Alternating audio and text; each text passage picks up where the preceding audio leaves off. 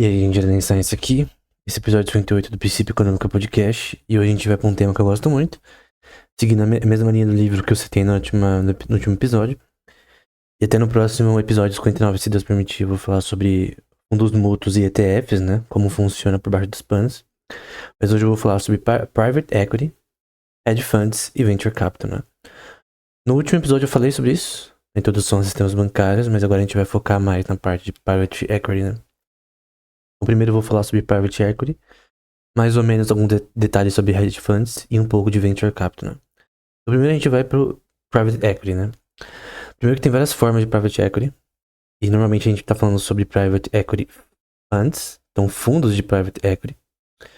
O mercado ele ainda é maior nos Estados Unidos. A China também tá crescendo, a Europa também compete com os Estados Unidos, mas os Estados Unidos normalmente é maior nisso, em hedge funds também. E o grande ponto é que normalmente a estratégia de private equity é investimentos de longo prazo e em empresas. Tem várias formas que isso pode acontecer. Pode ser em relação a aquisições, em relação a... As fontes de capital aqui são bem diferentes. Embora o banco e hedge funds também estão associados a isso. E fundos de fundos, a gente vai ver como funciona, né? Mas o grande ponto é que é associado a investir em empresas em certas circunstâncias e com certos focos, né? Em que você quer um retorno de longo prazo, talvez daqui a 7, 10 anos, em que você tem um retorno desse investimento, que é chamado de ROI. Então é diferente de um acionista que vai investir numa empresa pública, já que você não está investindo numa empresa pública necessariamente, está investindo numa empresa privada, de caráter privado. Pode ter uma aquisição de uma empresa pública, mas aqui a gente está falando sobre o mercado normalmente privado. Então, por exemplo, a SpaceX é privada. Então, vamos supor que um fundo ele quer investir na SpaceX, que vamos supor que a SpaceX está precisando de grana para novos projetos de foguetes, inventário, pesquisa e desenvolvimento. Eles têm um cash flow, que é o fluxo de caixa alto, e um fundo quer investir na SpaceX. A SpaceX não é para todo mundo que pode ter acesso. Na verdade, hoje em dia, você tem até plataformas que permitem investidores que tenham capital suficiente, né? Normalmente, um mínimo é de 1 milhão a 5, depende aí do fundo, né? Para você começar. E que você tem que deixar o dinheiro lá por tanto tempo. Alguns fundos você pode tirar o dinheiro quando você quiser, outros você tem que deixar lá. Aí depende, a gente vai falar sobre essas questões, né? Mas o grande ponto é que o Private Equity Fund é um fundo. É focado em investimento em empresa. Porque alguém, por exemplo, de fora, você tem os partners, né? Limited Partners. Tem o General Partner, que é o cara, o grupo que controla o fundo. Você tem os grandes os que participam desse fundo, né? Por exemplo, fundos de pensão, Management Funds, ou Wealth Funds, que são fundos de riqueza, né? Você tem hedge funds, qualquer coisa. Qualquer um pode participar nesse contexto. Qualquer um que tenha capital assim suficiente pode participar. O retorno, obviamente, é em relação ao equity adquirido em empresas, em que você tem um retorno do capital investido. Você é pago o que você investiu e a taxa de equity que você assumiu também. Então, o equity é importante nessa questão. E também, como você tem parte do equity dessa empresa, a equity é basicamente a sua pós da empresa, né? Ela vai até 100%. Então, vamos supor que você tem um equity de 20%. E você investiu 100 mil. E essa foi a única condição, né? Eu vou falar mais de royalties ou empréstimos, né? Mas o grande ponto é que ganha um retorno desse equity que tem que ultrapassar, obviamente, o que você investiu e ser mais do que o valor original. Então, no mínimo, tu tem que ter o investimento suficiente para quitar o que você investiu. Então, vamos supor que você investiu 100 mil, no mínimo, o cash flow futuro da empresa tem que te pagar 100 mil de volta. Além de os funcionamentos da empresa. O que você está pagando no fim é o lucro, né?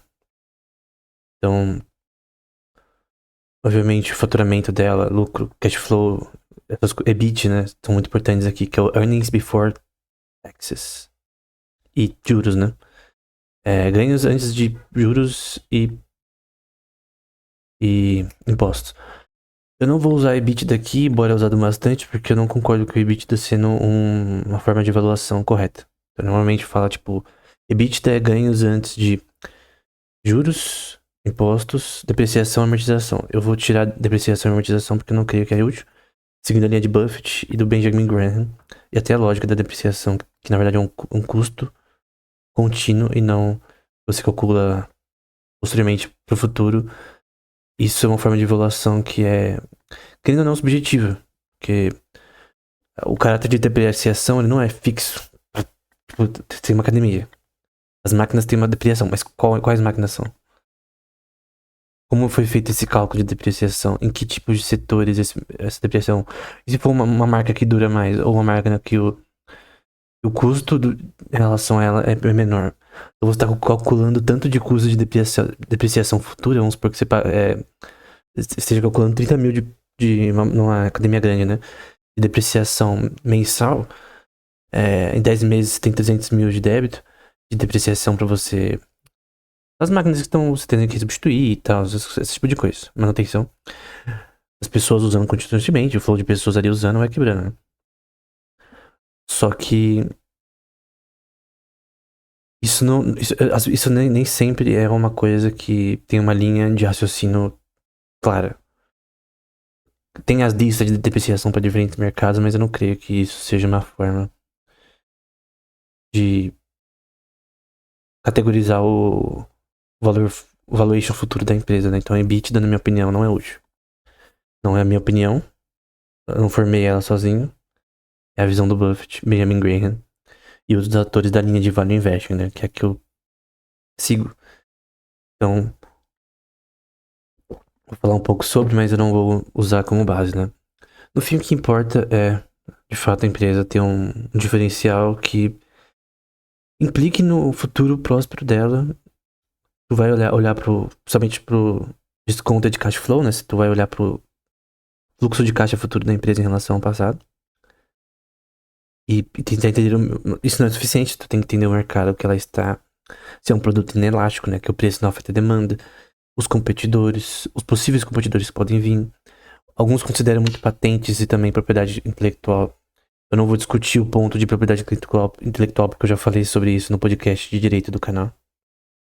O vídeo contra quem sela, não, eu acho que é o episódio 10 do podcast sobre direito do canal. Por sinal, eu vou fazer mais coisa lá.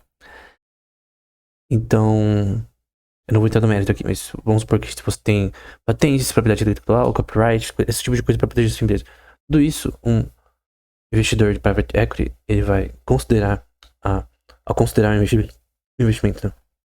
Originalmente o termo era LBO, né? O que é um LBO?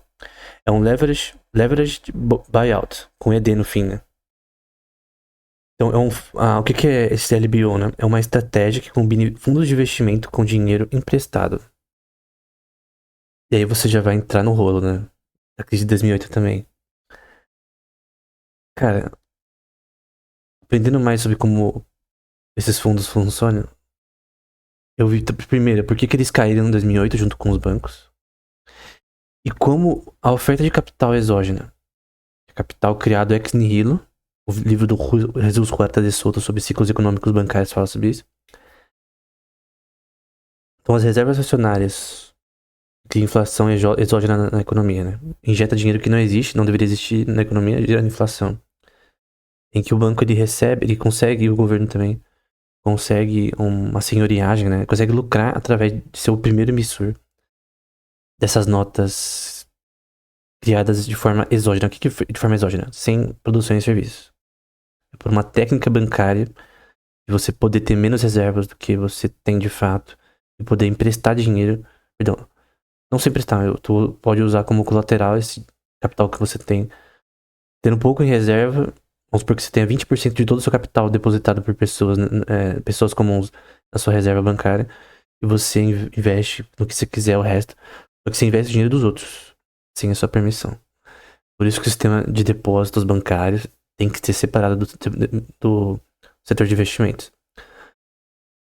Visto esse ponto, é óbvio que não é a realidade. Essa realidade provavelmente não vai mudar logo. Eu creio que deveria ser legal na Constituição isso, né? Mas ter os dois juntos, é setor de investimentos bancários e de depósitos. Basicamente o investimento tem agora uma capacidade de leverage muito maior. Só que esse leverage, normalmente você pensa, esse leverage só acontece com os bancos. O que é o leverage? Ele tem uma vantagem em relação à quantidade de capital que ele tem agora, que ele pode catapultar muito maior, mais do que antes.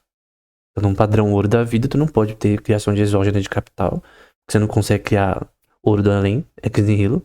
Não tem o anel de Draupnir na mitologia nórdica, que a cada 9 dias cria um anel de ouro igual. Tu não tem como criar ouro do nada. Então, é uma forma de controle inflacionário muito maior. Se você tiver uma quantidade de ouro muito grande, né, pela utilidade marginal, ia gerar inflação, né, porque tinha inflação mesmo no padrão ouro 100%, tu controla a emissão da moeda.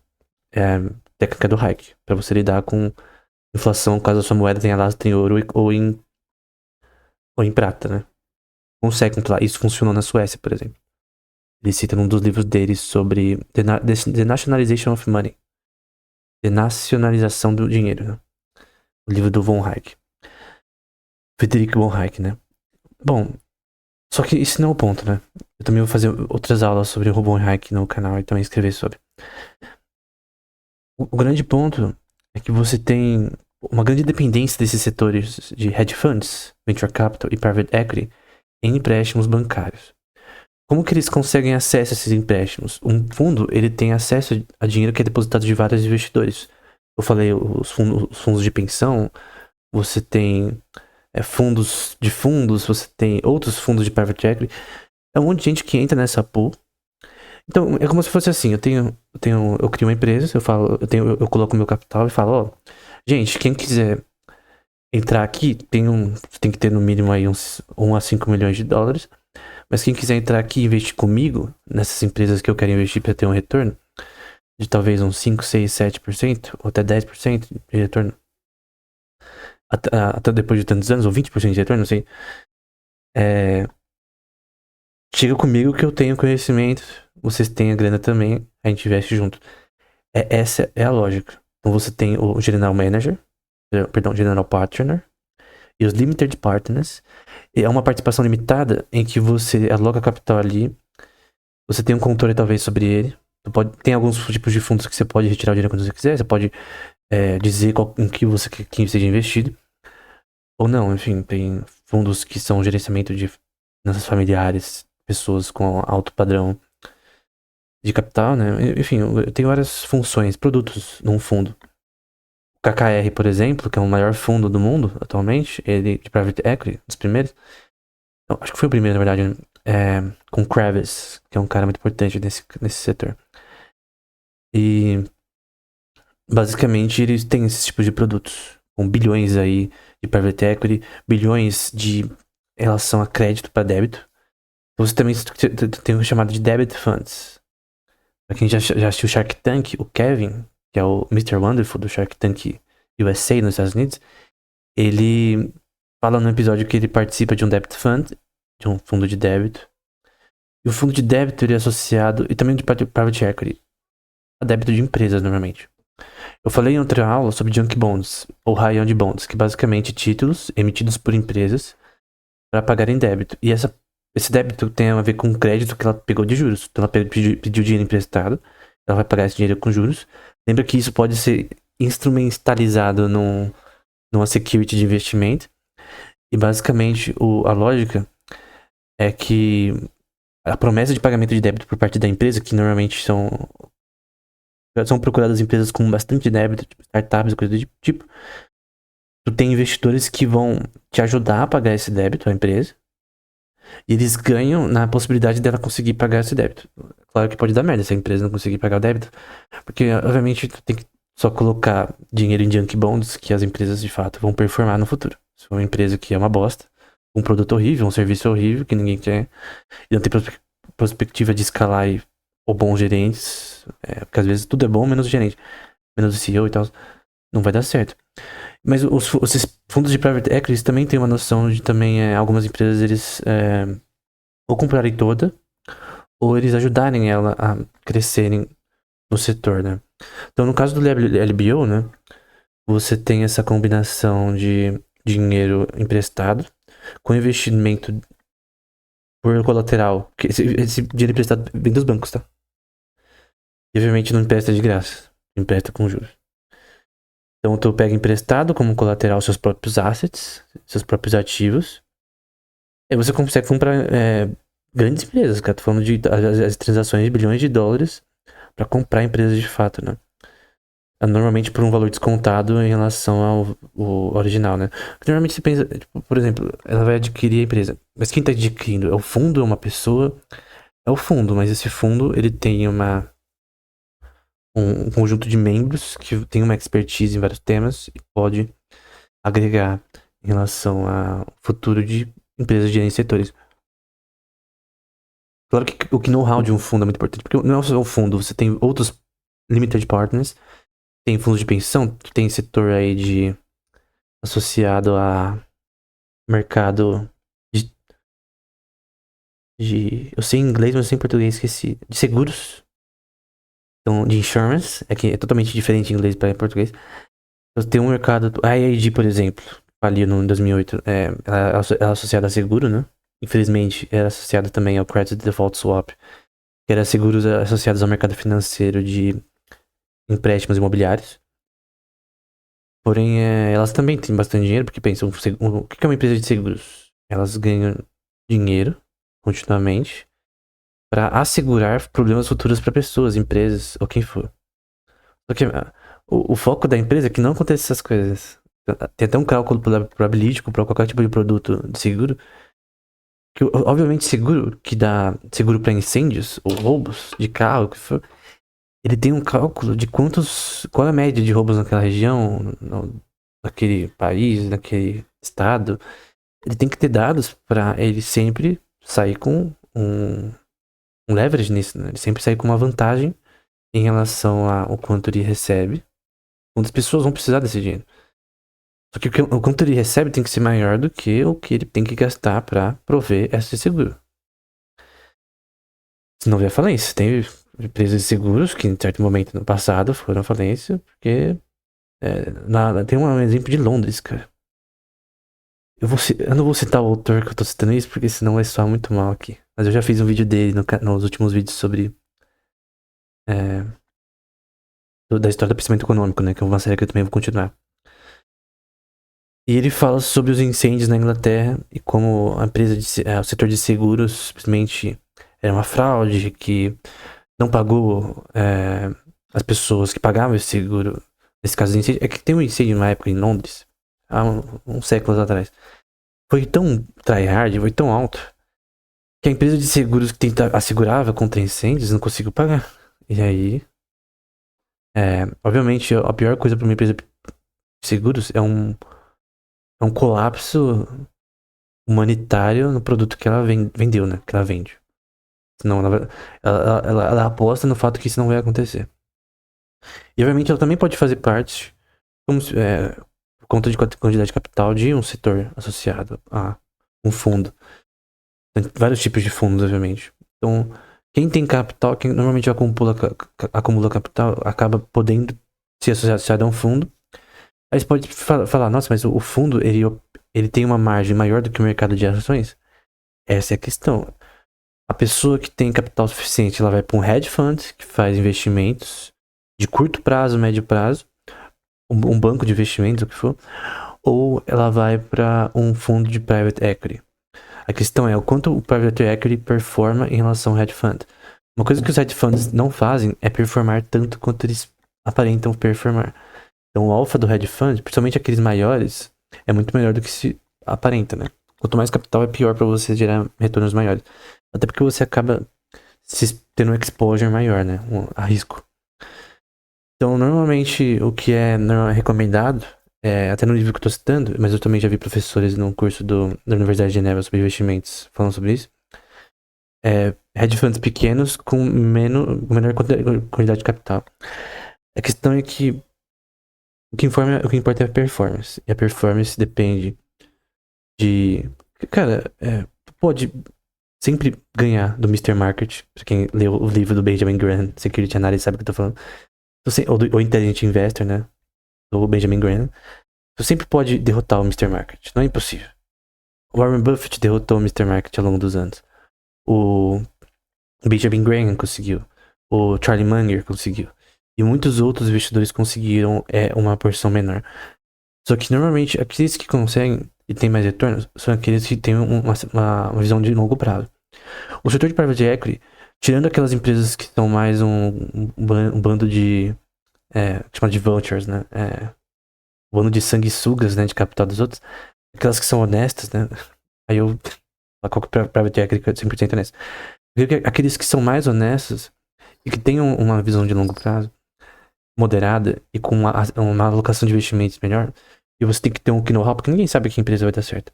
Mas você tem que ter uma noção qual que é o caminho que a empresa está indo e não só olhar para o seu balanço financeiro, investir isso, mas também olhar para as perspectivas de escalabilidade.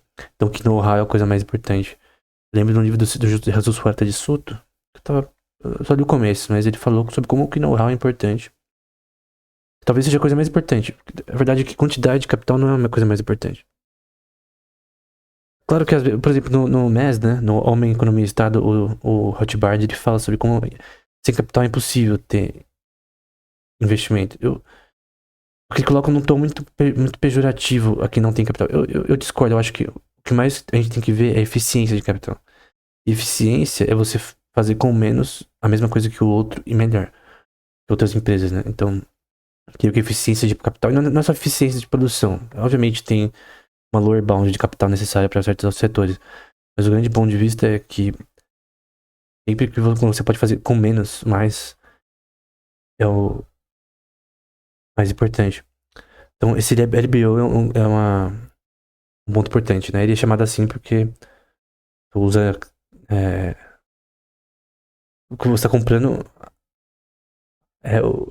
o leverage dos credores com o dinheiro de investimentos, né? Enfim. Tem o VC, ou VC, né? Que é o Venture Capital. Que é uma forma de private equity e financiamento que lida com startups e empresas no estágio menor. Antes dele tem até angel investors e aceleradoras, que eles investem ainda mais num estágio mais embrionário, né? Tem até os seed investors também. E aí é uma coisa talvez até de um capital menor, empresas estão começando ainda, ideias menores. O venture capital normalmente já tem o que chama de Series A, Series B, Series C, Series, né? Que basicamente tem séries de rodadas de investimento a certo nível. E obviamente uma das coisas mais importantes é você fazer a avaliação da empresa, o quanto ela tem um valor de mercado. Normalmente a base mais óbvia é cash flow, fluxo de caixa. Eu não recomendo usar o EBITDA, talvez o EBIT seja interessante, mas o EBITDA não é tanto. Mas eu creio que o que mais importa é o fluxo de caixa, o net present value da empresa, que é associado a isso, né? Uma equação de net present value é uma parte importante. E tem outras técnicas que a gente viu na aula sobre introdução ao mercado bancário, mas o grande ponto é, de fato, a escalabilidade e os problemas que ela tem, o débito que ela tem. Se ela tem débito, ela pode... O fundo ele também pode fazer um empréstimo. Um empréstimo cotado a você ter uma parte de equity da empresa também. Então vamos supor que você faz um empréstimo de 1 milhão para 20% da empresa a uma taxa de juros de 7, 9, 10%. No caso, você não é um banco, mas tu é um credor, porque você tem capital e tu pode fazer tu é uma empresa, né? Tu é uma societas, né? Obviamente, você não é um agiota. Agiotagem é crime. Eu creio que até, do ponto de vista bíblico, é errado. Lucas 6,35 fala sobre isso, se não me engano. Você é uma empresa que concede empréstimos. Aqui você está querendo um equity, né? Tem outra forma também que é você ganha royalties. Normalmente quem fala de royalty é mais quem é da mercado de livro, né? É basicamente uma porcentagem que você ganha de alguma coisa na empresa. E nesse caso, normalmente, por exemplo, é faturamento. Então tu quer 1 milhão por 20%. Vamos supor que seja empréstimo e ainda mais... empréstimo não vai, nesse caso não seja empréstimo. E royalties de 12% do faturamento. Ou 5% do faturamento. Ou a cada produto vendido você tem 50%... vamos supor... Vamos supor que o produto venda a R$ 9,90 e você tem 50 centavos a cada produto vendido. Então, se ter 500 mil produtos vendidos, você tem 50 centavos em cada produto. Aí se você fazer a conta aí em reais. Então, tem várias formas em que a pessoa que ou faz se torna um credor e a empresa como mutuária, por exemplo, do banco, ela talvez não receberia esse empréstimo por questões de crédito. Porque, no sentido de que o banco teria muito mais dificuldade do banco oferecer, porque o banco ele vai avaliar não só o portfólio de crescimento da sua empresa. O banco ele vai avaliar, ok, você pode pagar? Deixa eu ver seu balanço comercial, deixa eu ver sua linha de crédito.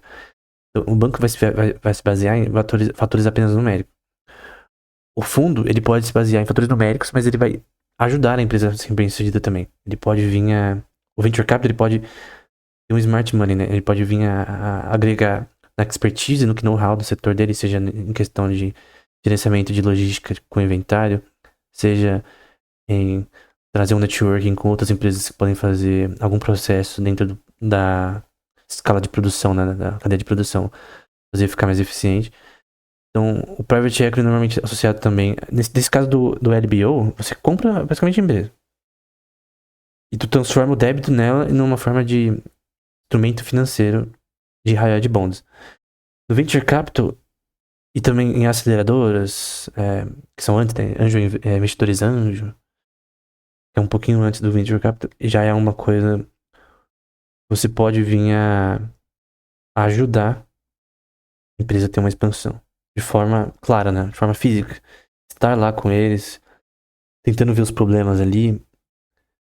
Claro que você tem que avaliar isso de forma correta, né? Então, por exemplo, tem um exemplo da Sequoia Capital de 60 milhões de investimento no WhatsApp. E posteriormente o WhatsApp foi vendido pro Meta, Facebook, por 3 bilhões. Então tu vê que um investimento de 60 milhões de uma venture capital, a Sequoia, pro WhatsApp, fez obviamente o aplicativo crescer. Depois gerou um faturamento enorme. Imagina, tipo, uma empresa que se investiu 60 milhões por tanto de equity e é vendida pro Meta, posteriormente, por 3 bilhões. O Instagram da vida. Então, obviamente, é uma aposta, né? É uma aposta no fim também. Tu não sabe se aquilo vai dar certo ou não, se a pessoa vai conseguir fazer as coisas darem certo, enfim. Então a gente falou sobre o LBO, Venture Capital, e agora a gente vai para Growth Equity. Então, a Growth Equity, empresa querem capital para crescer. Até aceleradoras também faz isso, só que aqui no nível maior. Então, Growth Equity também é uma forma de expandir capital e equity, só que é mais especulativo do que o próprio Venture Capital, né? Então, é um investimento realmente para a escalabilidade da empresa. Aí tu tem que ter até uma visão mais de fluxo de caixa, EBIT e coisa do tipo, né? Tem o de real estate, até o próprio KKR. Então, eu creio que outros fundos também investem muito em real estate, que é o mercado imobiliário. É o mercado que mais aprecia, talvez, no mundo. Uma grande parte do PIB global é o mercado imobiliário, tanto do setor cidadão da vida, quanto do ponto de vista comercial. São empresas que têm que alugar escritórios e tal. Você tem, por exemplo, prédios em São Paulo que custou 25 milhões de reais e tem não sei quantos escritórios. Tu também tem que ter a ver a qualidade do prédio, questões técnicas também. O custo de depreciação do prédio, que aí é uma questão mais importante. E também de manutenção, tem que manter manutenção contínua para ver se está tudo certo. Questões associadas à lei do país em relação ao setor imobiliário. Mas no fim, como é um setor que sempre cresce, essas empresas, esses fundos, eles acabam focando num nicho de real estate, né, no mercado imobiliário. Tem fundos que focam apenas nisso. Alguns, eles focam também nisso, alguns focam só nisso. E você pode investir, às vezes, nos fundos que focam só nisso. Então, você pode investir num fundo. O que é investir num fundo? Tu investir, por exemplo, um fundo está fazendo investimentos e está gerando retorno. Então, você está investindo naquele fundo pensando como uma empresa que aquilo vai ter retorno. Retorno é a taxa de juros de retorno futura da empresa. É literalmente isso. E aí você investe naquela possibilidade do fundo ser bom. Obviamente, tu tem que conhecer o fundo, né? Tu simplesmente não vê na internet 10 maiores fundos do Brasil e investe, né? Só um maluco faz isso. Tu tem que conhecer o fundo, tu tem que saber como ele funciona, quem é o gerente, qual é o histórico do fundo, quais são os dados históricos do ponto de vista legal do fundo. Tu tem que saber tudo possível do fundo. Por exemplo, o fundo lá é associado a metais preciosos. Ouro. É um fundo de ouro. Um mutual fund de ouro. Eu vou falar de mutual fund neutral. Fundo mútuo, né? Um ETF de ouro, mas ok. Tu sabe a procedência? Tu sabe se eles têm ouro físico de fato? E tem fundo que mente? Tem banco que mente? O que mais tem nesse setor é cara querendo passar a perna no outro. O Benny Madoff é um exemplo de um cara que tentou passar a perna nos outros, criando um sistema que vários fundos imobiliários, perdão, fundos bancários, fundos no geral, né? Investiam nesse sistema de esquema Ponzi, né? Uma pirâmide. Acontecia bem no centro de Wall Street. Um dos caras mais importantes, Benny Madoff, fazia um esquema Ponzi. Um monte de gente do mundo todo investia. Pessoas da nobreza francesa investiam, enfim. Credit Suisse da vida, todo mundo investia. E também fundos de private equity associados à infraestrutura, né? Como eletricidade, gás, aeroportos, hospitais, energia solar, enfim, todo tipo de coisa nesse sentido. Então tem focos às vezes. E tem o que é chamado de fundos, né? Que são fundos que investem em outros fundos. E também tem hedge funds, que são hedge funds que investem em outros. É um negócio louco, né? E também o mezzanine capital, né? Que é no sentido de fundos no contexto também de permitir uma escalabilidade de capital de uma empresa. A empresa está com débito, ela tem que pagar esse débito e ela tem uma ajuda nesse contexto capital para ser. E no fim, isso vai ser instrumentalizado como uma high yield bond. Então, pelo que me parece, o private equity ele é muito associado ao mercado de débito também. Você vai no site da KKR, o maior private equity fund do mundo, tu vai ver que ele tem grande parte do portfólio deles em débito. Então, gerenciar empresas que têm débito. Fazer elas voltarem aos trilhos, né? Se for possível. Então, esse é o ponto. Um resumo, né?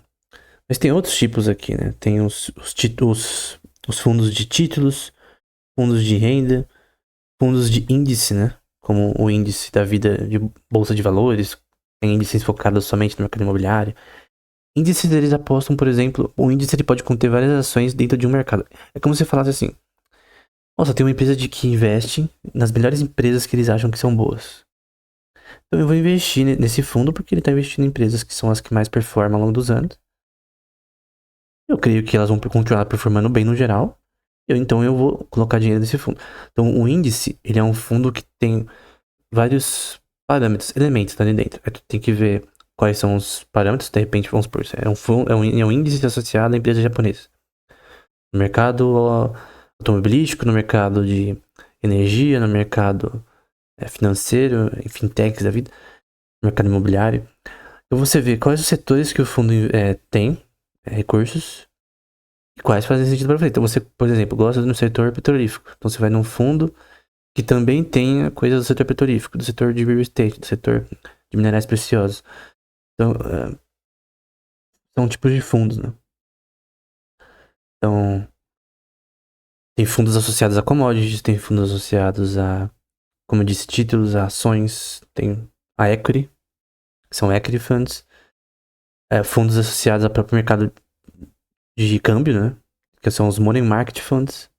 Então, tu aposta em um tipo de, ou um grupo de assets que você acha que vão performar. O que importa é a taxa de retorno, a taxa de juros de retorno dos investimentos. Não confunda com taxa de juros Selic, tá?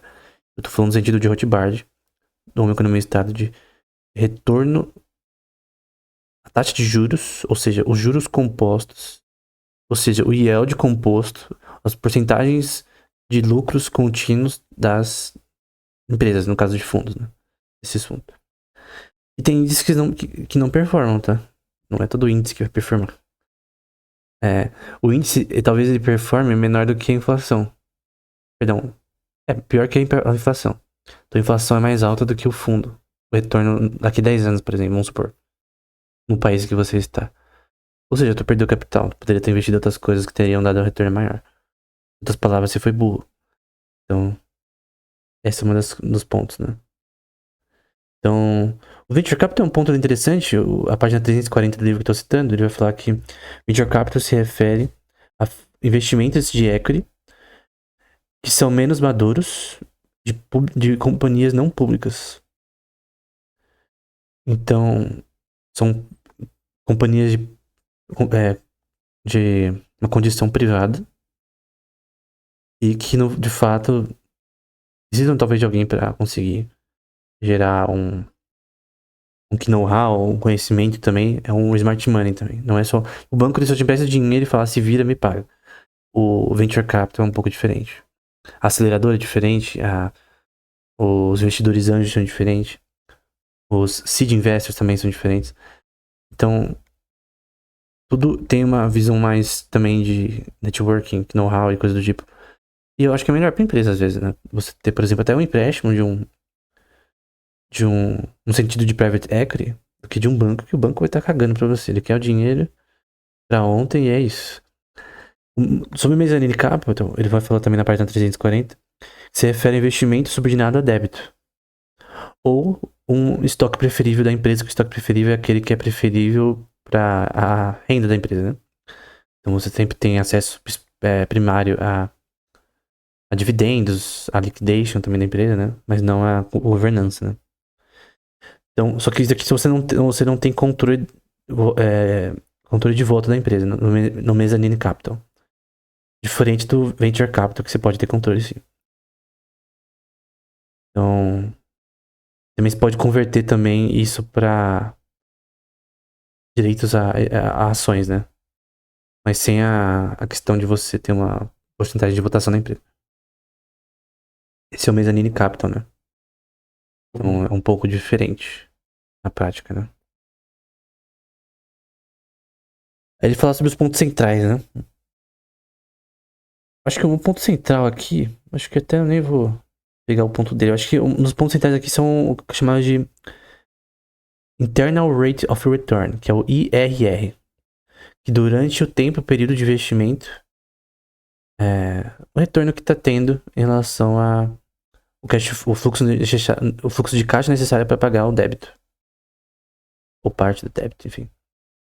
Então, você tem que entender que sua taxa de retorno interno é importante para ver se você vai receber ou não no futuro um juros dessa transação. O que é os juros? Não confunda com juros no sentido de empréstimo, juros no sentido de taxa de retorno de investimento. Então, qual que é o seu yield, né? Quanto que você ganhou nessa transação, né? Não empréstimo, mas em comprar parte do equity da empresa, mas também com know-how, smart money para fazer ela ficar melhor. Porque às vezes é o que a empresa precisa, ela não tem precisa de alguém com um know-how muito maior de expansão. Uma pessoa de repente tem que ter uma empresa que fatura aí uns 5 milhões no ano, e ela quer aumentar para 10, 20, 30, mas ela não sabe como. Não tem as conexões para como, e talvez nem acesso a capital. E o fundo ele pode dar acesso a capital e a network necessária para ele ter esse retorno. Às vezes a empresa começa a precisar de mais dinheiro, né? É um problema, né? Porque se a empresa ficar toda hora te pedindo dinheiro e não dá o retorno desse investimento, que no fim é uma possibilidade de ser pago. Até no início do histórico da KKR, teve uma empresa, não lembro o nome, mas que deu uma merda terrível, cara. Que eles tiveram que pagar, não sei quantos bilhões. Foi um débito pra eles, porque deu merda na empresa. Eles tinham feito um LBO, né? Eles tinham comprado ela. Então tem setores que podem dar merda futura e você não esperava, né? Na hora parece algo bom, né? Mas não deu certo, né? E eu vou falar sobre os elementos principais de que são consideráveis nesse contexto, né? E um robusto e estável fluxo de caixa talvez seja um dos pontos mais importantes, né? Então, fundos de private equity procuram para um fluxo de caixa robusto e estável, que pagam juros de débito a certos momentos, idealmente, e também pagam débito que eles devem para os investidores a tempo, né? Então é basicamente uma previsão de cash flow futuro. Então você está calculando o desconto de cash flow, net present value e future cash flow. Tá entendendo? Qual que é o fluxo futuro? Então a empresa tem um fluxo de caixa de tantos milhões por ano. O quanto ela pode crescer? Só que essa visão de crescimento ela não é numérica, né? Tu não olha para o balanço comercial, balanço financeiro e já era. Ah, eu já sei como vai crescer. Tu tem que entender o mercado. Se for um mercado que ele tá em decadência, vamos supor que é o mercado de varejo, um setor que foi mais para online, vamos supor, eu vou dar um exemplo simples.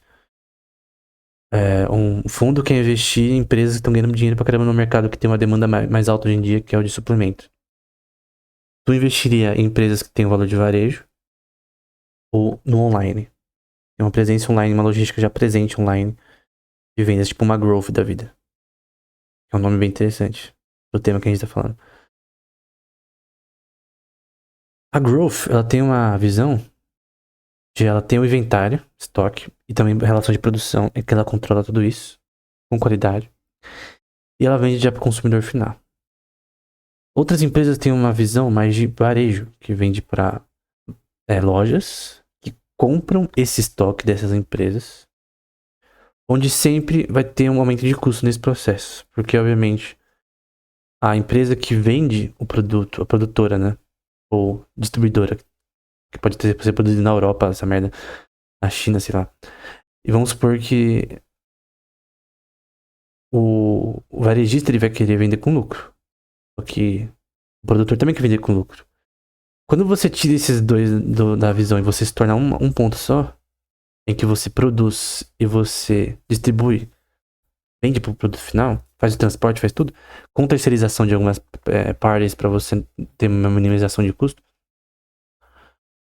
no fim, a sua fórmula também pode ser uma de caráter propriedade intelectual, química, né, que ninguém pode copiar, processo de produção e tal, não é espionagem corporativa. No fim, tu vai ter a vantagem de você lucrar direto. Sempre quando você vende um produto direto, você mesmo, no seu site, uma empresa, tem um lucro direto maior. E a sua liquidez em vendas é diferente, né? Porque é direto, né? E se eu tenho uma estratégia de marketing que funcione, vai ser muito melhor. A empresa que vende pro varejo, ela tem uma estratégia de marketing. Só que, no fim, o varejo, ele tem uma condição de... como eu posso dizer? Ele não é operativamente tão eficiente quanto uma venda online para todo o Brasil. Então ele não é tão eficiente quanto... Porque, por exemplo, uma loja de bairro, ela vai vender para as pessoas do bairro. A pessoa que mora sei lá, em Rio Grande do Sul não vai comprar lá em São Paulo suplemento e depois voltar para casa. Ah, eu vou fazer a viagem só para comprar suplemento e eu volto. Não, isso não existe. Então, sua possibilidade de venda, é dada na área da circunferência da região. Em que custo de aluguel da propriedade, em que o gerenciamento da loja, eficiência de atendimento, todas essas coisas são importantes para ser eficiente. Na parte de online, não tem atendimento tecnicamente, no geral. A não ser para problemas, você tem que ter um suporte para problemas que tem que resolver. Mas hoje em dia até com bot você faz isso. Com bot de atendimento. Então até o custo diminuiu hoje em dia com relação a isso. Então no fim, tu tem que resolver os problemas dos pepinos em relação à venda online. Mas tu vende direto pro consumidor e tu ganha mais. O meu ponto é que, do ponto de vista geral, o mercado de vendas online sem varejo, ele é muito mais eficiente, mais interessante pro consumidor. Tu recebe os negócios às vezes no outro dia, com a logística atual mesmo do Brasil. Então tu consegue as coisas rapidinho. Obviamente o custo-benefício também é importante, né? Porque no fim tu consegue comprar online de qualquer empresa. Às vezes a empresa tem um negócio híbrido, né? Ela tem a venda online e venda varejo. Só que no fim desse setor, o que importa também é como a marca se performa, né? Em relação a marketing também. As pessoas não compram só simplesmente por preço e qualidade. Elas também olham pra aquela marca que elas gostam mais. Elas vão comprando de várias marcas e tal. É um mercado elástico, né? O preço afeta a demanda. Então, se o preço do whey estiver caro, a pessoa vai comprar creatina. Se creatina estiver cara, ela vai comprar outro produto. Alguém com um repertório maior vai comprar barra, vai comprar um monte de coisa. Comprar vários sabores, enfim. Tem também uma coisa chamada dead weight loss, que é a produção não atender a demanda e você tem um monte de produto que vai vencer. Isso em varejo dá merda. Teve merda aí que aconteceu de empresa de varejo que teve esse problema de falsificar a data de produto que estava vencido e foi vendido vencido para pessoas. Isso é um problema. Porque o vencido talvez não tenha o efeito que a pessoa deseja, que é de fato um efeito metabólico, orgânico no corpo. Então, creatina, por exemplo, efeito de resgate de ATP do ponto de vista químico, não vai acontecer. Talvez se tiver vencido. Até faz mal pra pessoa, enfim, ou seja, inútil. Então, a utilidade, o seu valor de utilidade sumiu em relação ao produto por causa de vencimento. E aí, obviamente, o custo vai existir ainda, menos o lucro, que é a venda, enfim, né? Não importa a venda. Até no evaluation de uma empresa, a venda é importante. O ponto é que um fundo, talvez, ele consideraria, na minha perspectiva, investir muito mais numa empresa. Em 10 anos, tem uma possibilidade de crescimento mais palpável do que uma empresa que foca em varejo, por exemplo. Que não tem um marketing tão forte. É claro que essas flutuações mudam. O gosto das pessoas mudam, as preferências mudam.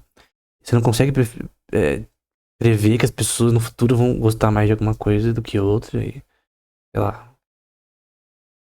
Mas o grande ponto é que você tem uma estimativa com base no balanço comercial. As empresas fazem evaluação normalmente com base em multiplicador de EBITDA. Ganhos antes de impostos, juros, depreciação e amortização. Mas o grande ponto é que normalmente os investimentos eles são feitos naquelas que têm uma taxa de retorno maior no futuro, com base no que know-how dos investidores em relação à empresa. Então, é uma comparação com base não só em dados numéricos, né?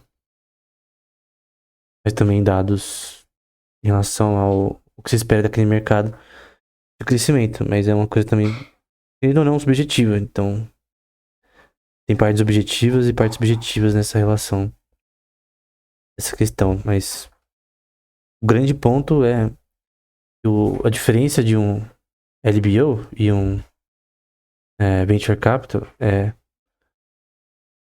o que é feito de fato, porque o LBO basicamente é uma empresa comprada mesmo. E o débito vira uma forma de financiamento de instrumentos financeiros, né? Então, é uma grande parte aqui é em débito. E esse débito, no fim, é financiado com empréstimo por parte de banco. Então, um dos maiores clientes dos bancos é o setor de private equity. O hedge fund também, venture capital. Porque eles não investem somente o capital interno deles.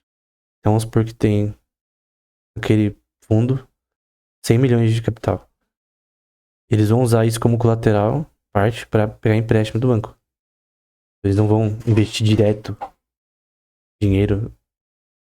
Normalmente, no LBO, tem um leverage associado a empréstimos. São tomados de bancos. Então, os bancos são essencialmente a espinha dorsal do mercado de private equity e hedge funds também. Como funciona essa transação normalmente, né? Então, é selecionada a empresa as empresas que esses investimentos vão ser feitos, né? Depois de uma seleção bem assim concorrida. Negocia o preço de aquisição dessa empresa, falando no caso de LBO, né? E aí tem toda a questão também. Aqui tem uma parte legal muito forte, né? Tem setores de advocacia focados apenas em private equity, né? Advogados focados apenas na parte de aquisições, de fusões e coisa do tipo, né? Uma coisa que demanda uma papelada bem grande. Uma fusão muito importante, por exemplo, é a do setor de games da Microsoft com Activision, Blizzard e outras empresas do mercado de games que fizeram obviamente o repertório da Microsoft aumenta muito mais, até porque o serviço esqueci o nome, que eu não uso, mas tem serviço não é de streaming, de jogos, você paga lá a mensalidade na Microsoft, no Xbox, e você consegue jogar quando você quiser. Então, esse serviço de subscrição tá dando bastante faturamento pra Microsoft. E cada vez mais ela quer jogos dela mesma ali. Então tem que pagar royalties. Então, as empresas que colocam seus jogos ali, elas querem receber por isso. Ok, você vai colocar meu jogo pra ser de graça, entre aspas. De graça não, tá no seu modelo de subscrição, ele vai estar aí por um tempo limitado a um certo preço. E aí o seu lucro por jogo em relação à sua... O seu retorno, você tem que calcular o retorno por jogo em relação ao que foi investido e seu retorno total. Aí você tem que ver, ó, tal jogo não tá performando, as pessoas não estão jogando. Pra que eu vou estar deixando ele aqui e pagando que nem um idiota? Pode isso acontecer, né? Por exemplo, vamos supor que tem 10 jogos ali no serviço lá de streaming de jogos da Microsoft. Xbox Game Pass, lembrei. O Game Pass e não é... Ninguém joga. Eles têm dados associados a isso. Aí basicamente os caras vão tirar daí. Porque basicamente você tá pagando um negócio que não tá performando. Às vezes as pessoas nem jogam a maioria dos jogos ali. Mas quando a Microsoft tem os jogos ali mesmo, que é dela. Então um Call of Duty da vida e coisa do tipo. Ela tem um repertório muito maior. Obviamente não pode pôr Call of Duty ali porque isso afetaria a venda de outros consoles, mas... Como a Activision é dela, ela também quer que a Activision venda. Então, talvez, tipo, então tem jogos que são delas que ela não vai pôr no Game Pass porque vai afetar a empresa que agora é dela. Foi adquirida por ela. Só que a Activision e a Blizzard ainda existem. Só que fazem parte, foram adquiridas, tornaram subsidiárias da Microsoft, né? E aí é diferente, né? Mas essa aquisição poderia ser feita por um fundo também. Não tem nenhum problema disso daí. Se o fundo tem um know-how pra games, né? Não só os bilionários, né, bilionários no setor de jogos investindo em empresas de jogos, né? Então, um fundo focado em games poderia acontecer, né? Então, poderia ser um nicho, né? E é um mercado que tá crescendo em bilhões todo ano, né? Então, a demanda só cresce e só tende a crescer, porque cada vez mais jogadores de recorrentes você tem nesse setor. A maioria dos homens de certa idade jogam jogos hoje em dia, de computador ou celular ou videogame, né? Então, esse é o ponto, né? Tu tem vários setores que podem se beneficiar de um fundo, né? Então, empresas se beneficiam disso ou não. Só que a dependência deles de leverage no mercado bancário, pra mim, é um risco, né? Pro mercado financeiro em si. Porque você tá tendo uma circulação de capital bem alta, criada pelos bancos com uma criação exógena da oferta de capital, gerando inflação. Só que você concorda que eles fazem parte dessa senhoriagem? Porque eles fazem parte dessas moedas emitidas no contexto bancário da forma mais prática possível. Então eles são os amiguinhos dos bancos que se beneficiam dos bancos fazerem expansão de capital. Expansão de crédito, perdão. Que é o setor de private equity move crédito pra caramba. Então, o setor de débito deles é bilionário para cada tipo de fundo. Então, tu tá tendo uma relação de débito que gerou a crise desde 2008. Tanto hedge funds quanto o setor de private equity caíram na crise de 2008.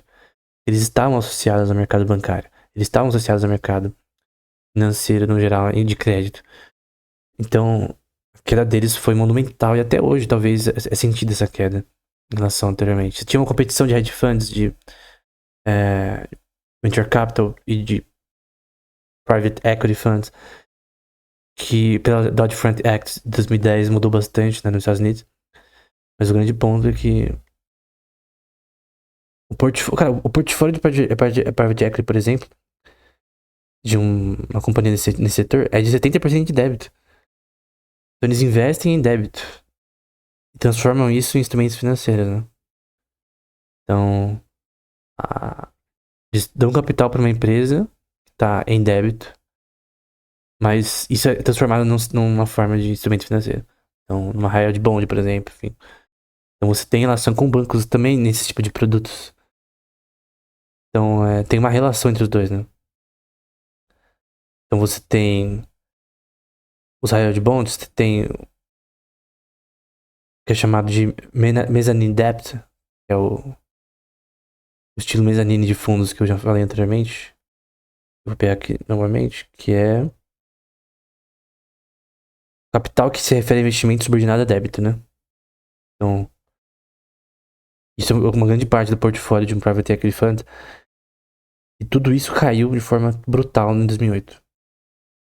Então, talvez essa relação diminua um pouco, de um ser dependente do outro. Mas esse dominó que aconteceu na crise de 2008 não era só associado a bancos, é um setor de investimentos e de depósitos que eram usados como colateral para investimento. E, no fim, o colateral. Não colateral, a reserva fracionária que um banco cria, o dinheiro do povo, é o que é concedido para empréstimo de private funds também. Private equity funds e de hedge funds.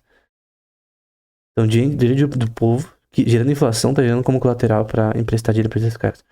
Por isso que tu tem que ter uma visão de Rothbardiana. Tem um livro dele que ele fala sobre a case for a 100% dollar reserve. Tem um livro do Fisher, com todas as minhas ressalvas contra a teoria de valor do Fisher. Ele escreveu um livro também 100% Money, que é muito bom. Em relação a defender um sistema bancário 100%. Então, na minha visão, o Rothbardiana nesse contexto monetário, tu tem que ter reserva de 100% em bancos. Esquece a reserva fracionária, criação exógena de capital. E moeda com lastro em ouro 100%. Aí você pode falar, não, mas o setor de crédito vai cair. Cara, o setor de crédito, ele tá bombando de uma forma exógena. Tu acha que isso gera coisa boa para as empresas? Elas vai gerar... isso não se estrutura no longo prazo. Isso gera crise. A crise de 2008, ela é uma crise de crédito. Ela foi uma crise de crédito. Ela foi uma crise de expansão de crédito, principalmente. Então, o fato de elas ter reservas fracionárias aumentou esse problema. Os private equity funds caíram na crise. Ou seja, as pessoas que investem em empresas caíram na crise. Hedge funds que movem o mercado de investimento caíram na crise. Então, eles mesmos atiraram suas próprias pernas. Então, a crise afeta os próprio setor. Então, como que você impede isso? Tu tem que ter uma moeda que não é papel, né? Esquece moeda fiduciária. Isso geraria uma formação exógena de capital muito maior em hedge funds e em private equity funds. Então eu creio que é um problema você ter uma expansão de crédito que gera, bancária, né, que gera um leverage maior para eles, em detrimento do mercado financeiro como um todo, gerando crises econômicas. Então esse é um ponto que tem que ser citado, considerado nesse contexto, com certeza. E também a performance de equity funds ao longo do tempo, né?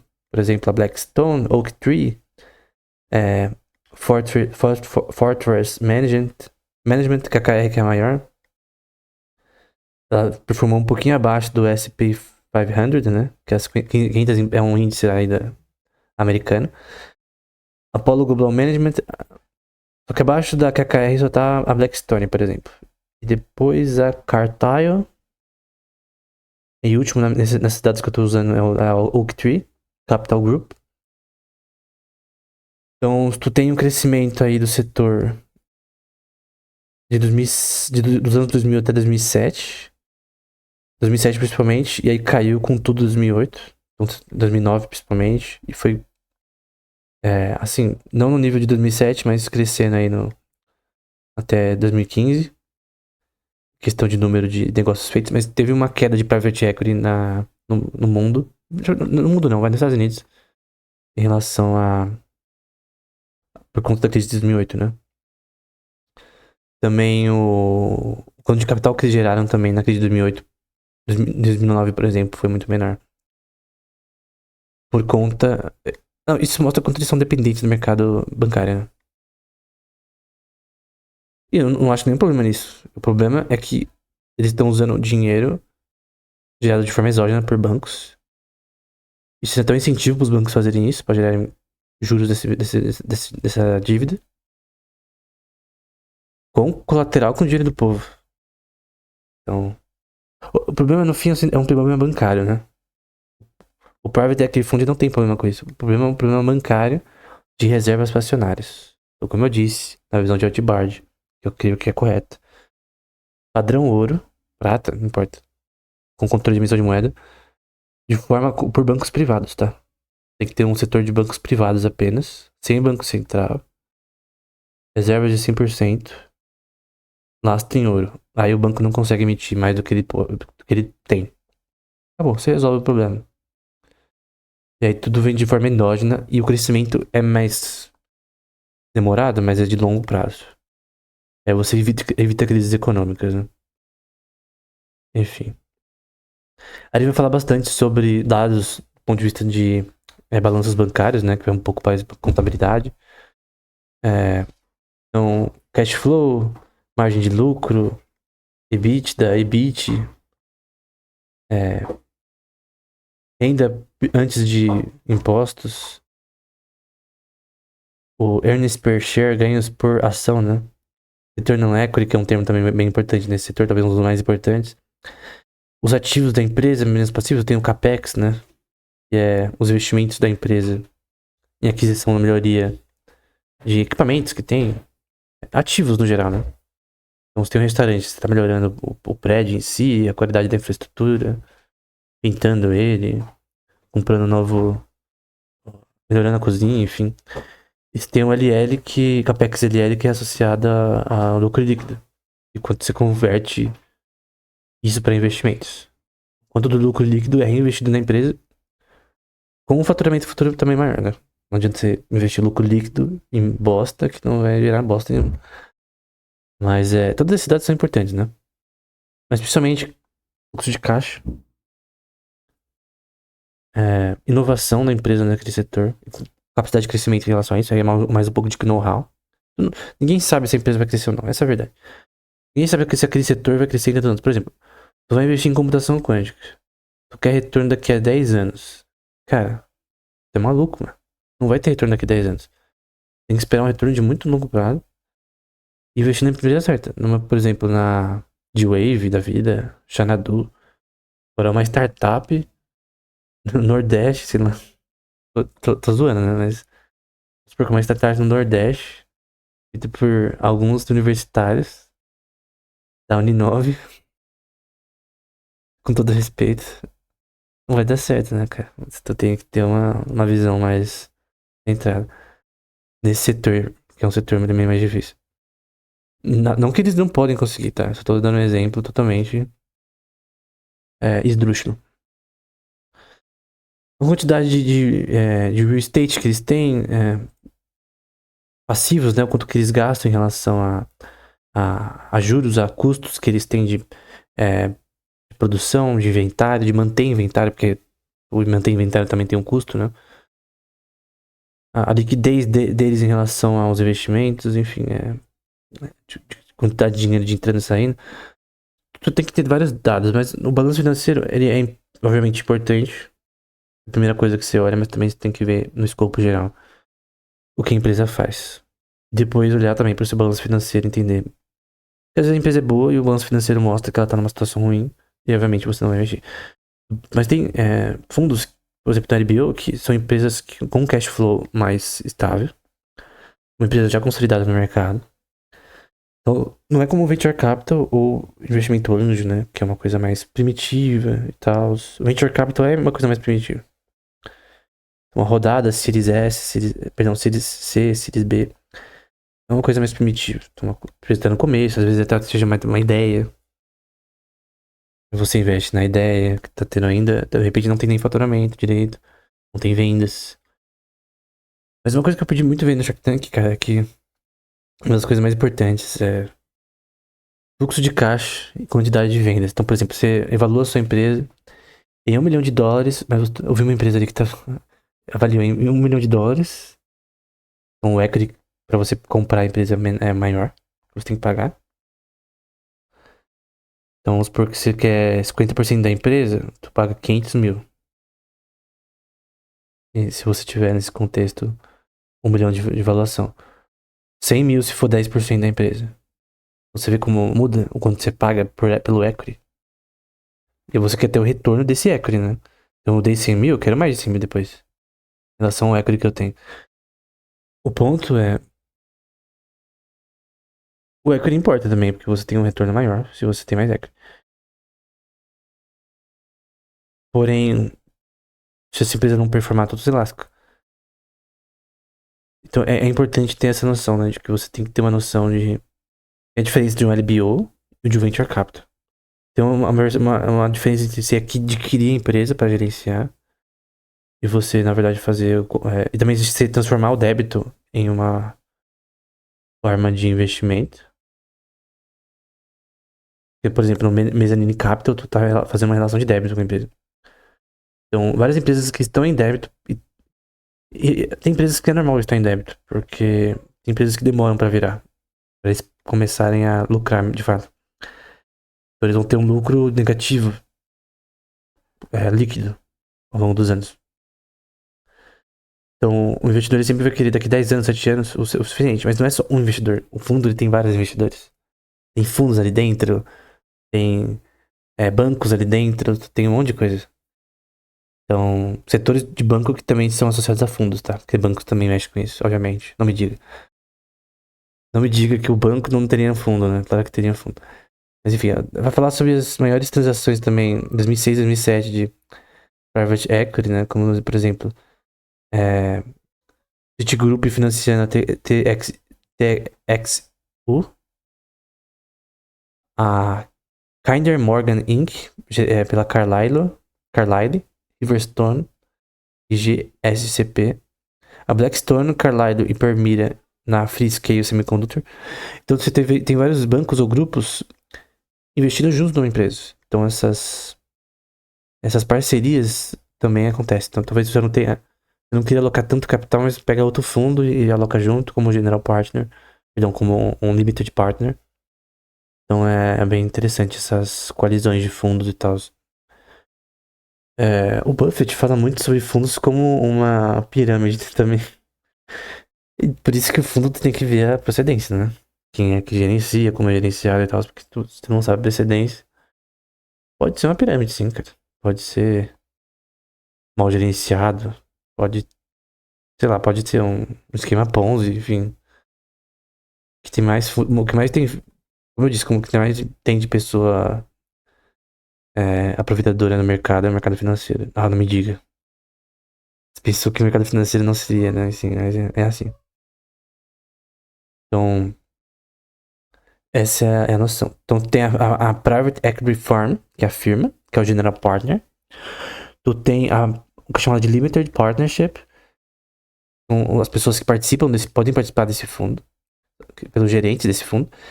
E esses investidores podem ser fundos de fundos, fundos de pensão, insurance companies, como eu já falei anteriormente, que são companhias de seguros. Elas têm bastante capital alocado ali, como eu já falei. Fundações, pessoas com bastante grana, família, não importa. Família rica, né? Uma Rothschild da vida. Bancos. Não consigo falar essa palavra em inglês, mas Sovereign Wealth Funds. Fundos de riqueza soberanos.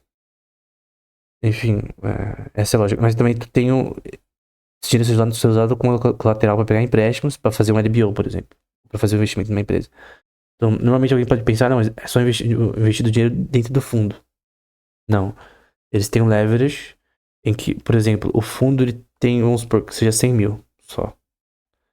Ele consegue levantar o triplo, quádruplo, quíntuplo disso através de um banco. Como colateral de ativos dos partners, enfim.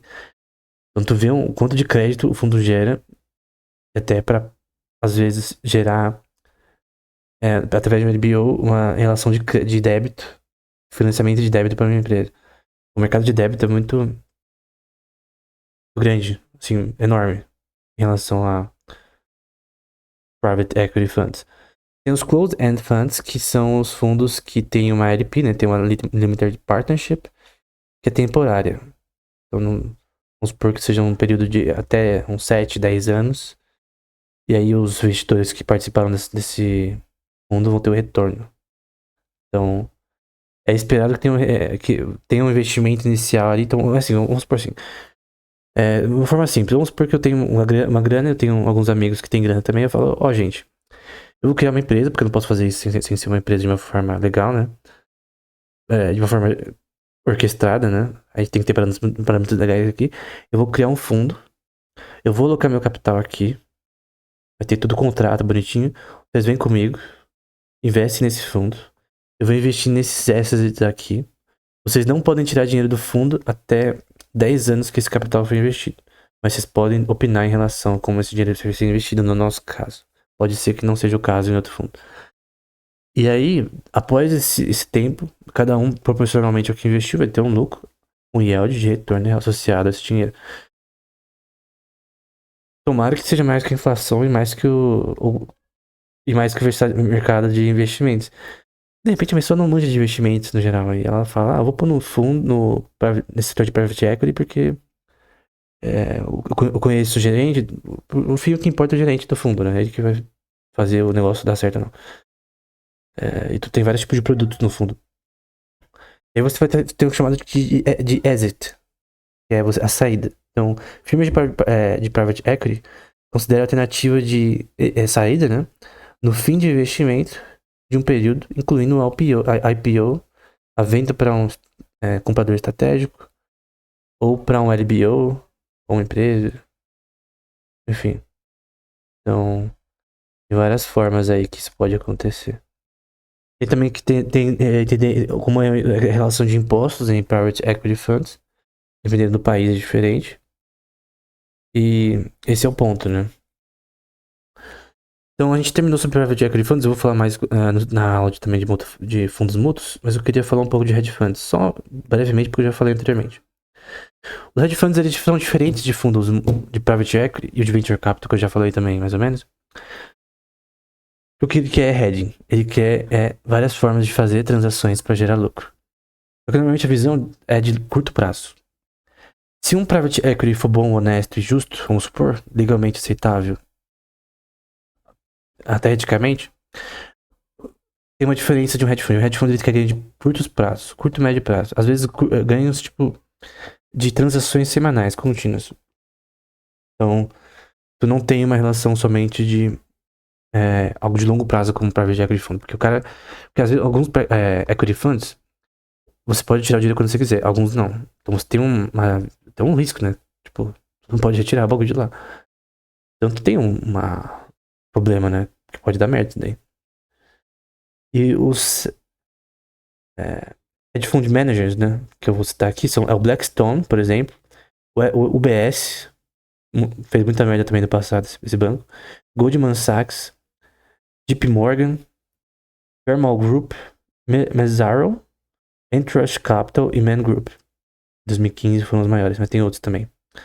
Então esquece Private Equity. Private Equity a gente tava ali na Blackstone, na KKR, Oaktree, enfim. Aqui agora a gente foi para Hedge Fund. Então o foco não é de longo prazo, é de curto, médio prazo. E você pode ter pessoas com uma quantidade de capital alta investindo em hedge funds para ter ganhos de curto, médio prazo. Ou também de algum certo, entre aspas, longo prazo, né? E tem tipos de estratégias que podem ser agrupadas em algumas categorias, né? Como, por exemplo, em aquisições de empresas, o próprio hedge fund. Aquisições no sentido de representação, né? Fusões. Equity long e short, que consiste de você ter equity em alguns tipos de securities. Você tem investimento também em ações, obviamente. Que é equity chamado non-hedge. Você tem renda fixa, no geral. Você tem convertible arbitrage, que é a compra de títulos convergíveis, né? Que você pode também converter para ação comum posteriormente. Então, títulos convergíveis de empresas, tá? Com relação a débito. No contexto de alguns tipos de títulos. Eles investem em débito, eles investem em crédito, eles investem muito em short selling. Postar que empresas vão cair. Então, teve um fundo americano que fez isso numa empresa no setor de varejo de jogos e deu merda, né? Porque as ações começaram a subir. E se você fazer um short selling numa empresa pensando que vai cair, tu não quer que essa ação suba, né? Porque senão tu vai perder dinheiro. E em options tu perde muito mais dinheiro do que normal. Dependendo do cálculo que você faz, do tipo de option que você está estruturando, tem vários tipos de estrutura. Call option, tem um short, pode ser um butterfly, pode ser um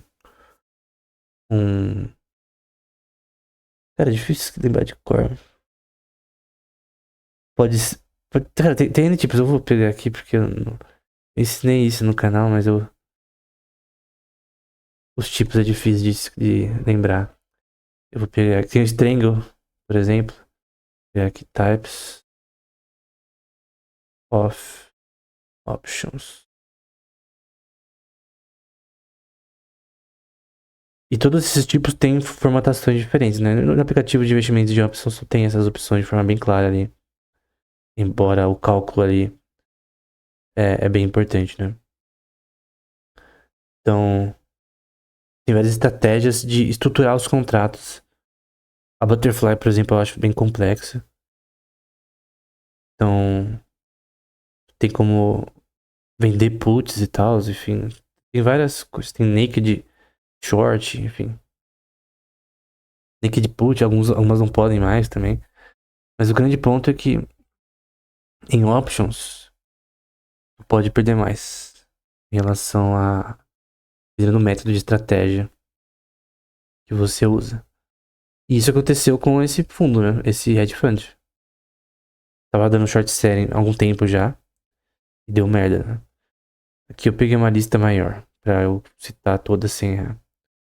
Tem, por exemplo, Iron Condor, Straddle, Rear Call Spread, Long Call, Butterfly Spread, Synthetic Call, que também é complexo, Strangle, Iron Butterfly, tem várias.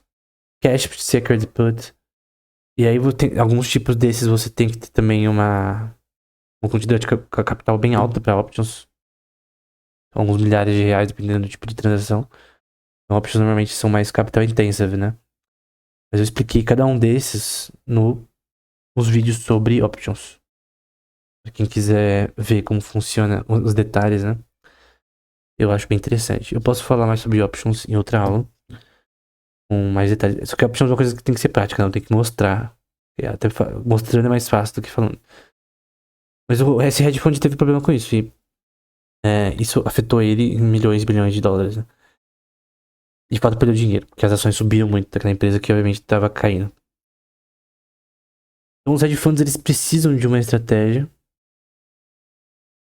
que demanda mais risco também, né? Tem também a estratégia de global macro, estilo o próprio Soros, né? Então, tu investe numa questão mais política, ou talvez político-econômica.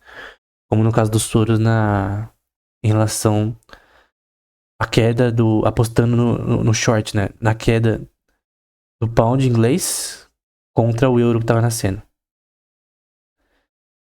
Então é óbvio que o fato de a Inglaterra não entrar na EU, né, na União Europeia, na hora correta, ia fazer em relação a tal commodity o valor da moeda depreciar, até porque os bancos da Inglaterra começaram a imprimir dinheiro também. Então é óbvio que a utilidade marginal de dinheiro, do capital, ia diminuir o valor da moeda. Ele apostou nessa queda. E quem se ferrou foi os bancos da Inglaterra. Mas a culpa foi dos bancos mesmo que tava fazendo merda. Eles que não decidiram entrar na EU, né? Já saiu por causa do Brexit, né? Mas enfim. Então tem várias formas de você gerar retorno. O que eu falei da fusão é fusão no sentido de você investir em empresas que estão fazendo fusão, tá? Só que uma coisa nos Estados Unidos que você não pode ter em hedge fund, em qualquer outro também, é insider trade, né? De você, por exemplo, pagar a esposa de um cara, de uma empresa famosa como Nvidia, Microsoft, coisa do tipo, ou alguém interno, um funcionário. Então tu dá um dinheiro bom assim, sei lá, uns 5 mil reais, perdão, dólares, 10 mil dólares, 20 mil dólares, para eles falarem coisas da empresa de caráter confidencial. O que é considerado insider trading? É você usar informações não públicas que foram acessadas de forma com intenção de você ter acesso à informação de propriedade privada, de caráter não público. Então, tal empresa farmacêutica vai criar um produto que cura câncer e Alzheimer. As ações da empresa com certeza vão subir. Tu tem essa informação, você investe na empresa antes e você lucra com isso. Só que tu teve uma informação de caráter privado, né? O Rothbard, por exemplo, diz que série trade não tem nenhum problema. Eu considero que assim, espionagem corporativa é um problema, assim, e é errado. Então, uma empresa pagar pra uma pessoa espiar outra empresa pra ter recursos de uma forma que só eles têm acesso, coisa do tipo, é algo imoral. Pô, é óbvio que é imoral. E algo que é imoral é injusto. Então, eu acho que não é uma forma correta. Mas tem vários hedge funds que foram associados já a insider trading. Porque eles têm os networking, né? No fim, todo mundo tem um pouco de insider trading, né? E insider trading, de fato, vai fazer você performar melhor. Então, sempre tá à frente do mercado antes de todo mundo, né? Os maiores hedge funds são nos Estados Unidos, né? 2015 para 2016, com 1,4 bilhões. Não, perdão, 1,4 trilhões de dólares gerados aí no mercado de fundos, de hedge funds, né? No caso, com mais de 5 mil fundos ali. O Brasil, nessa época, tinha 384 fundos. Europa com 4 mil fundos. Japão, 252 fundos, na época, menos que o Brasil. Só que também gerando menos, né? O Brasil gerando 56 bilhões. Nem se compara com 1 trilhão da América do Norte, na verdade. Que aqui é América do Norte. Não é só os Estados Unidos. E a Ásia, Não. Tem mais de 1.000 fundos e 161 bilhões. Então, a América do Norte é o que mais gera em hedge funds e também em private equity. Até porque eles agem no mundo todo, né? Então, tu tem empresas sendo adquiridas no mundo todo, não é só nos Estados Unidos, né? Ou na América do Norte. Elas agem no mundo todo. Então, bancos emprestam pro mundo todo, adquirem empresas do mundo todo. Aquele vídeo que eu citei do Primo Rico, dando um rolê na BTG Pactual do Brasil.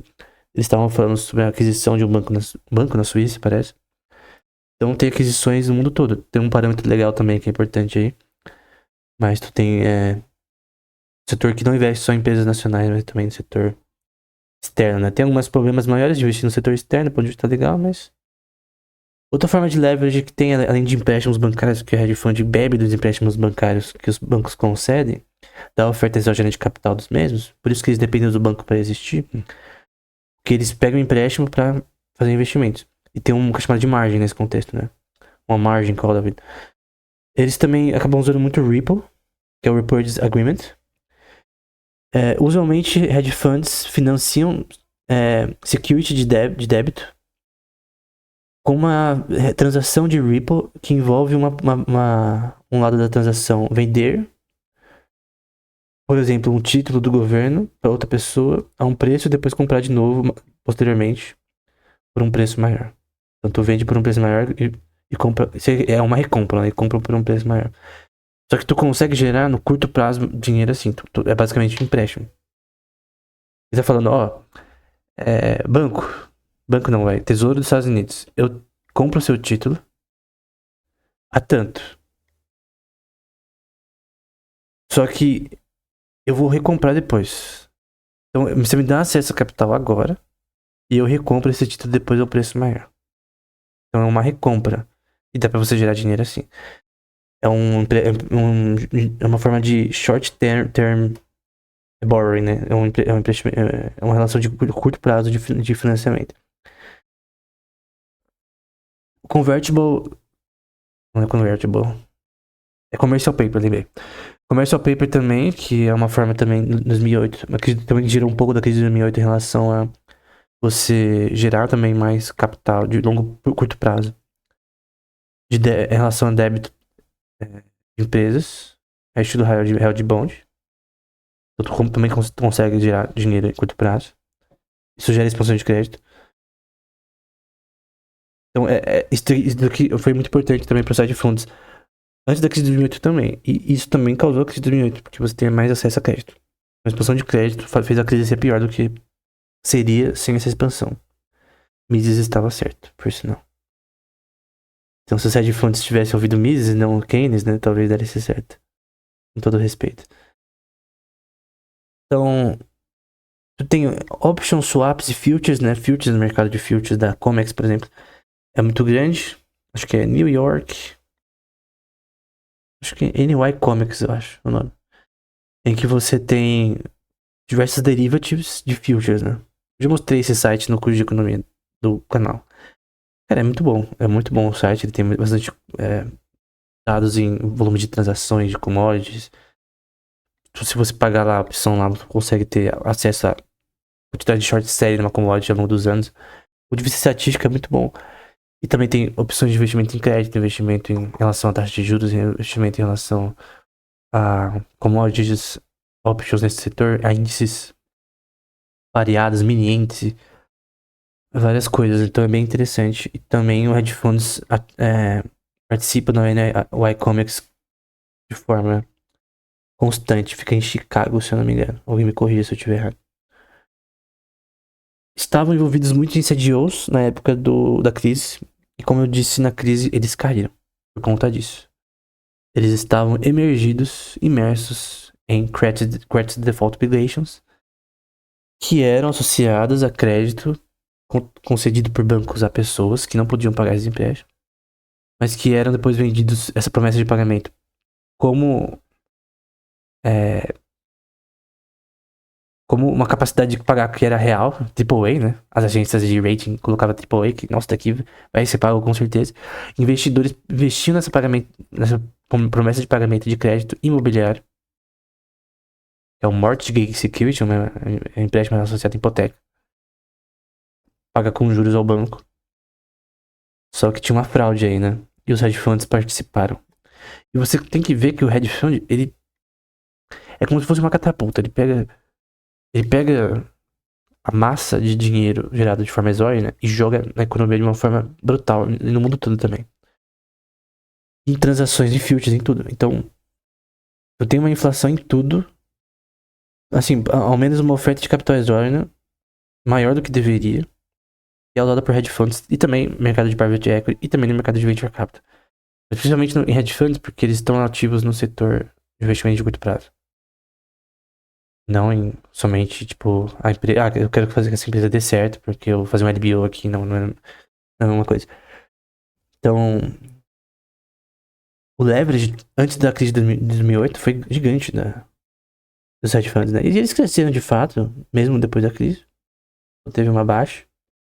Então, ao longo do tempo eles cresceram cada vez mais. Continuam a crescer. Tem fundos no Brasil, mas estão muito inferiores aos dos Estados Unidos. Tipo, comparar a Coca-Cola com o Simba, com todo respeito. Então deve ter fundos bons no Brasil. Eu não conheço, são fundos do Brasil, né? Então, mas esse é um ponto relevante, né? Tem também uma parte que eu ia falar sobre a parte de investimentos bancários, né? Posso até apenas citar com alguns poucos detalhes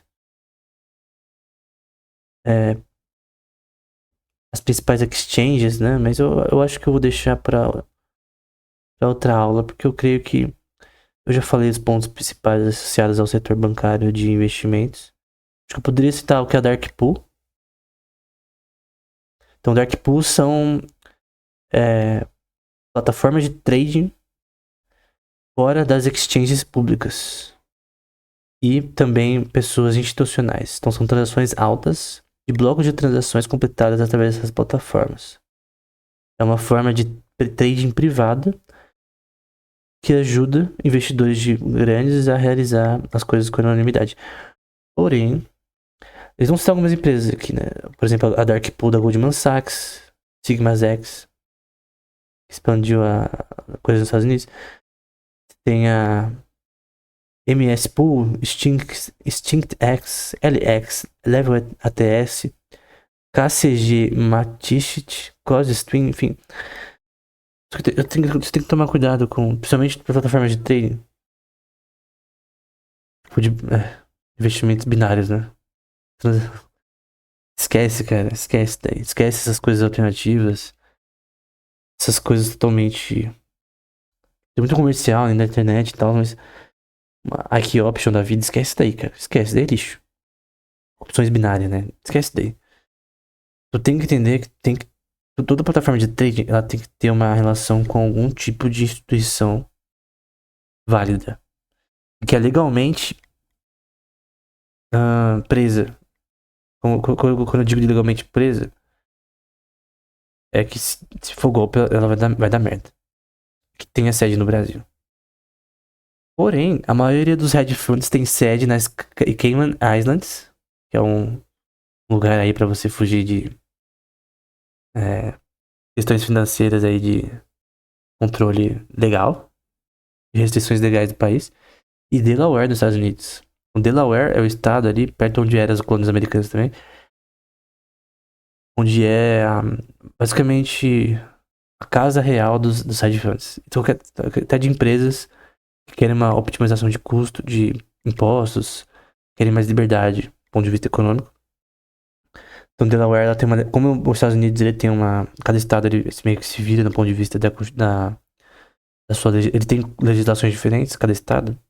Mesma Constituição para todo o país. Só que cada estado tem uma legislação que é bem diferente. Que é votada pelo próprio estado. Deveria ser assim no Brasil. Porque cada estado é um mini país. Ele meio que pensa de forma diferente. Então a legislação tem que ser adequada ao que os votantes daquele estado dizem, não um pacto federativo que um grupo decide tudo para todos os estados. Cara, isso é absurdo. Então o pacto confederativo dos Estados Unidos, embora com algumas ressalvas, né? É melhor que o federativo do Brasil. Não é nem rever o pacto federativo. É trocar para confederativo. Só que o grande ponto é que em Delaware tu consegue ter, por conta disso, desse pacto confederativo, lá tende a ter uma liberdade econômica maior. E por isso que hedge funds estão mais lá. Então, todo mundo quer optimização de impostos aí, na prática. Aí eles falam sobre investimentos em títulos, né? Títulos da China, mercado japonês, os principais mercados emergentes. E eu achei interessante que de mercados emergentes em 2015, o Banco Santander, Bradesco e Itaú estavam na lista. Junto com Goldman Sachs, Rothschild, JP Morgan, Deutsche Bank e outros. 2015, né? É interessante, eu já vi a folha bancária do Itaú. Bradesco não, nem do Santander eu acho que eu já dei uma olhada, mas... Eu acho interessante. O Santander tem até uma plataforma de trading que eu acho também interessante. Eu normalmente olho para aplicativo, né? Os aplicativos também que são melhores também. É que grande parte do faturamento das empresas são associadas ao cliente, né? Cliente side hoje em dia. Então, se o aplicativo for ruim, é um problema. Mas também tem as aquisições. É um problema pra mim, tá? Não pra investimento na empresa, tem nada a ver. Mas tu tem que ver as aquisições que esse banco faz ao longo do tempo, tipos de investimento que eles fazem. Relações internacionais dele, mas isso é interessante, né? Teve uma queda do setor bancário recentemente por questões do caso Magnitsky. Porque essas empresas elas têm um portfólio que pode somente crescer. Até porque tem poucos bancos no Brasil, né? A legislação no Brasil é feita pra ninguém ser bem sucedido. Então, tem poucos bancos no Brasil. Isso é um problema. Tem fintechs nascendo aí, mas o repertório é muito baixo. Tu não resolve as coisas com mais bancos, mas tu resolve as coisas com mais bancos, tu tem menos ou mais do mesmo, né? Então, o Bradesco da vida. Em respeito ao Bradesco hoje em dia, com todo respeito. Não creio que ele tenha. Eu respeito mais o Itaú, por exemplo. Pessoalmente. Eu não vi o balanço bancário. O balanço do Bradesco no momento. Mas eu poderia ver e ver se de fato. Poderia fazer um vídeo vendo de todos e vendo qual que tá melhor do ponto de vista prático, né? Do ponto de vista de fundamento análise, né? Mas no geral eu creio que era isso. Tem os maiores fundos também do mundo, que são de países como o da Noruega, o Abu Dhabi Investment Authority, China Investment Corporation, a China obviamente, o do Kuwait, Safe Investment Company da China, Government of Singapore Investment Corporation da Singapura. Tem alguns que focam em petróleo, né? Por exemplo, da Noruega foca em petróleo, de Abu Dhabi também, a Líbia também, que é o Libyan Investment Authority. Alguns não são de commodities, né? Como de Singapura que eu citei. E o Temasek Holdings também. Todos eles do estado, né? Então esses fundos também participam de fundos ao redor do mundo. Então esse é um ponto importante. Eu vi uma notícia recentemente da China investindo no Cazaquistão, por exemplo. que lá tem uma indústria petrolífera muito forte. E fundos associados a isso podem acabar investindo nesse tipo de lugar, né? E é um fundo, no caso, do Estado, né? Então o Estado, ele usa dinheiro do povo para investimento também. Aí você pode questionar isso, né? Será que isso é justo, né? Tipo, será que o povo permitiu que isso acontecesse? Não sei se isso seja. Eu não vou dizer minha opinião, porque eu não tenho formada nisso. Mas será que é moral o governo converter o dinheiro de impostos para investimentos que nem sabem se dá certo, não? Eu não sei. E qualquer investimento interno vai gerar no fim. No fim, isso nunca vai pagar os gastos dele o suficiente. Então eu creio que é esquisito. Então, poderia ser uma coisa para se discutir, né? Se esses fundos nacionais, né, são justos. Né? Não sei. Um fundo de pensão, por exemplo, pública, né? Ele pode participar de fundos privados, enfim.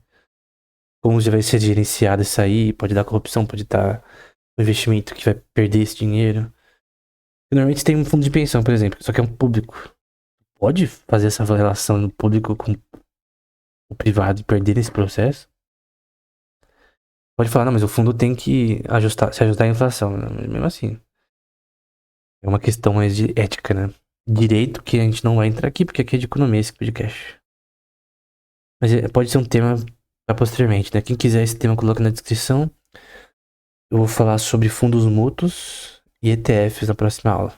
Então, se Deus permitir, sexta, talvez, eu falo desse tema.